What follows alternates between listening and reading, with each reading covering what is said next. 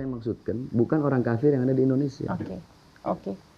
Ya. Tetapi makanya kan situ lihat rentetannya. Saya bilang perusahaan-perusahaan asing. Betul. Saya bilang Barat. Saya bilang Cina.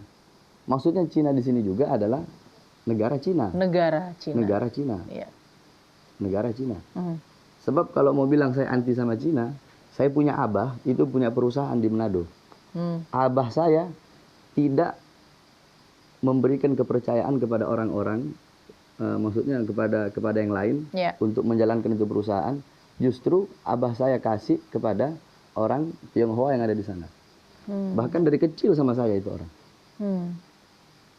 Di situ maksud saya negara Cina.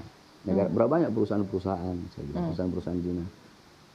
Negara kafir di sini orang-orang negara-negara luar yang menyerang saudara-saudara Islam di Palestina, di Afghanistan, di apa seperti Israel, seperti Amerika dan lain-lain. Apa yang diambil hikmahnya dari akhirnya ditetapkan sejauh ini kan sebagai tersangka nih? Jadi bapak-bapak penyidik kan beliau menjalankan kewajibannya. Iya kan? Beliau menjalankan kewajiban. Jadi ya status tersangka di sini saya tidak menyalahkan para bapak-bapak penyidik dari pihak kepolisian. Karena bapak-bapak penyidik ini kan ya ini yang dipimpin.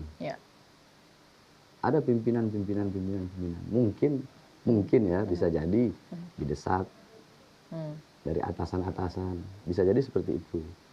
Justru sekarang orang yang dulu senang jadi susah.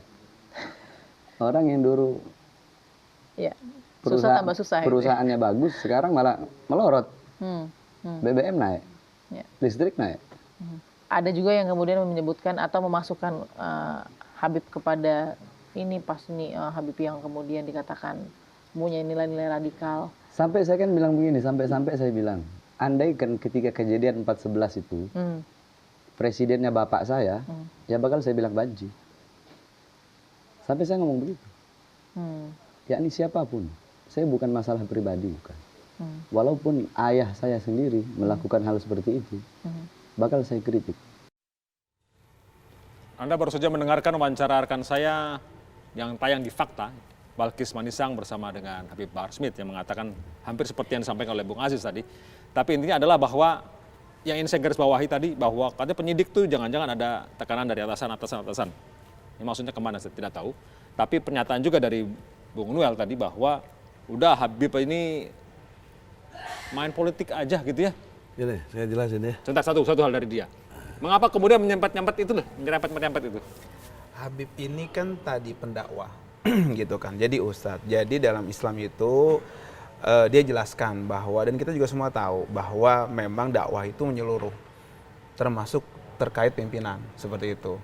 Dan kita menangkap dan juga mendapatkan jalan seperti ini itu ya karena memang dari Pak Jokowi sendiri. Karena Pak Jokowi sudah menegaskan bahwa terbuka akan kritik.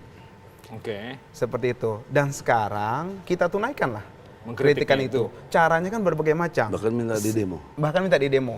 Nah, sepanjang tidak bertentangan dengan undang-undang.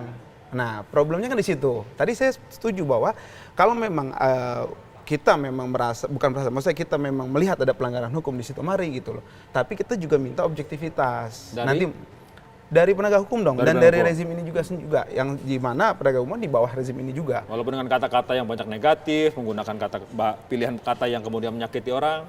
Kalau pilihan tadi saya bilang kita pakai perasaan, tadi selesailah semua. Kan semua itu ada aturannya. Nah, makanya tadi saya jelaskan bahwa apa yang dikatakan oleh Habib Bahar Smith dalam terkait laporan ini itu secara hukum itu janggal kalau mau proses lebih lanjut. Tapi kalau kecewa, saya setuju. Saya setuju bahwa pendukungnya kecewa, begitu juga tadi, dan saya juga keberatan ketika tadi dikatakan masalah politik gitu, karena konteksnya Habib mengatakan demikian itu terkait dengan kepemimpinan saat itu, seperti itu. Dibawa kemudian Habib misalkan sampai harus ke pengadilan karena kasus ini? Sebentar, dan waktu itu tahun 2016 itu belum ada capresnya siapa itu belum ada. Jadi kecuali kalau Pak Bung Noel tadi ini bisa memprediksi ke depan gitu. Nah, itu menurut saya masuk akal gitu kan. Tapi ini di konteks, makanya saya cerita 2 tahun yang lalu seperti itu kan, dan dibawa sekarang ini ada apa gitu kan. Gini, itu Bung Ajis,